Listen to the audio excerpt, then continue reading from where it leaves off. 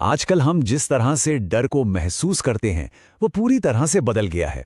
तो चलिए दो बिल्कुल अलग डिजिटल दुनियाओं में उतरते हैं और देखते हैं कि हमारी स्क्रीन पर डर कैसे जिंदा होता है, एक गेम में और एक कहानी में।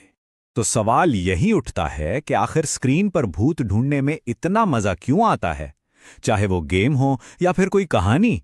इस डिजिटल डर में ऐसा क्या है जो हमें खींचता है? चलिए इसी को समझते हैं। सबसे पहले बात करते हैं एक इंटरैक्टिव हॉरर गेम की। यहां डर किसी भूत प्रेत में नहीं बल्कि देखने वाले की नजरों में ही बसा होता है। देखिए, इस गेम का कॉन्सेप्ट बहुत सिंपल है लेकिन है बड़ा असरदार। इसमें एक खिलाड़ी को बस सीसीटीवी कैमरों के जरिए अलग अलग कमरों पर नजर रखनी होती है।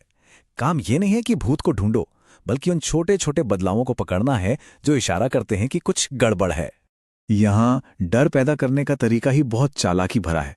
जैसे इस तस्वीर को देखिए, पहले टेबल एकदम खाली है और फिर अचानक उस पर प्लेटें आ जाती हैं। गेम का पूरा सस्पेंस इसी पर टिका है कि क्या खिलाड़ी इतनी बारीक चीजों पर ध्यान दे पाएगा या नहीं। और ये जो बदलाव हैं, ये भी कई तरह के हो सकते हैं। कभी कोई जार अपनी जगह से गिर जाता है, तो कभी अचानक कमरे में एक कंकाल दिखने लगता है, और कभी कभी तो बस दीवार के पीछे से एक परछाई झांकती है। ये सारी चीजें देखने वाले को खिलाड़ी के साथ मिलकर एक जासूस बना देती हैं। और यही इस गेम का असली टेंशन है। जैसा कि गेमर यहां कह रहा है, कमरे में इतनी सारी चीजें हैं कि कुछ छूट जाने का डर वो हमेशा बना रहता है। यहां डर इस चिंता से पैदा होता है कि कहीं मुझसे कुछ चूक तो नहीं गया।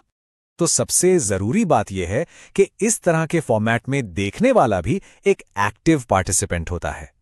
डर किसी कहानी से नहीं बल्कि खुद की देखने की काबिलियत पर शक करने से पैदा होता है। अच्छा, ये तो हुई एक बात। अब चलते हैं डर के एक बिल्कुल अलग चेहरे की तरफ, एक सुनाई जाने वाली हॉरर कहानी। यहां डर का अनुभव एकदम अलग होता है। इस कहानी का सेटअप एकदम क्लासिक हॉरर वाला है। सोचिए, एक स्कूल ट्रिप, एक अनजान सा होटल और तीन दोस्त जो एडवेंचर के लिए रात में बाहर निकल जाते हैं। यहीं से उस अनहोनी के डर की नींव रखी जाती है जिसे हम सब जानते हैं। और ये टाइमलाइन दिखाती है कि कैसे डर धीरे धीरे बढ़ता है और एक ट्रेजेडी में बदल जाता है। एक छोटी सी गलती और उसके बाद एक भयानक घटनाएं। यहां देखने वाला बस ये सब होते हुए देख सकता है, कुछ कर नहीं सकता। और यही बेबसी डर को और भी गहरा बना देती है। इस तरह की कहानियों की असली ताकत उनके विजुअल्स में होती है, जो सिर्फ शब्दों से बनते हैं। अब ये एक लाइन ही मन में खौफ पैदा करने के लिए काफी है ना? यहां डर दिमागी नहीं बल्कि कल्पना से पैदा होता है। तो इस फॉर्मेट में डर का जो अनुभव है वो पैसिव है। हम किरदारों के लिए डरते हैं, कहानी के माहौल में डूब जाते हैं और बस बेचैनी से इंतजार करते हैं कि आगे क्या बुरा होने वाला है। तो अब हमारे पास डर के दो बिल्कुल अलग अलग चेहरे हैं। चलिए दोनों को आमने सामने रखकर देखते हैं कि एक दूसरे से कितने अलग हैं। ये टेबल समझिए पूरी बात का निचोड़ है। एक तरफ गेम में देखने वाला एक जासूस है जो पैटर्न पहचानकर सस्पेंस महसूस करता है, और दूसरी तरफ कहानी में वो सिर्फ एक गवाह है जो आगे होने वाली अनहोनी से डरता है। एक में भूत सिस्टम की एक गड़बड़ी जैसा है, तो दूसरे में एक पारंपरिक बदला लेने वाली आत्मा। गेम में डर का सबसे बड़ा पल वो होता है जब सब कुछ नॉर्मल लग रहा हो। ये सवाल दिखाता है कि डर किसी चीज के होने से नहीं बल्कि कुछ भी न देख पाने की बेचैनी से पैदा हो रहा है। और इसके बिल्कुल उलट, कहानी में डर का पीक तब आता है जब कुछ भयानक सामने दिखता है। ये लाइन उस खौफ को दिखाती है जो सीधे सीधे देखने से पैदा होता है। आखिर में यही इन दोनों अनुभवों का सार है।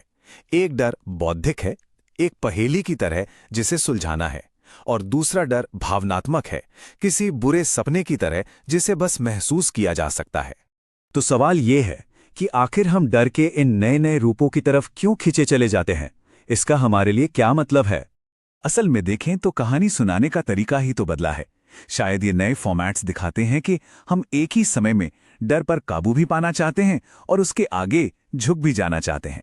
माध्यम नया है लेकिन भावना वही सदियों पुरानी है। और ये हमें अपने आखिरी सवाल पर ले आता है।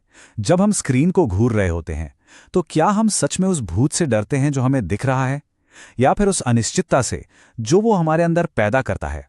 शायद असली डर स्क्रीन के पार नहीं बल्कि हमारे अपने मन में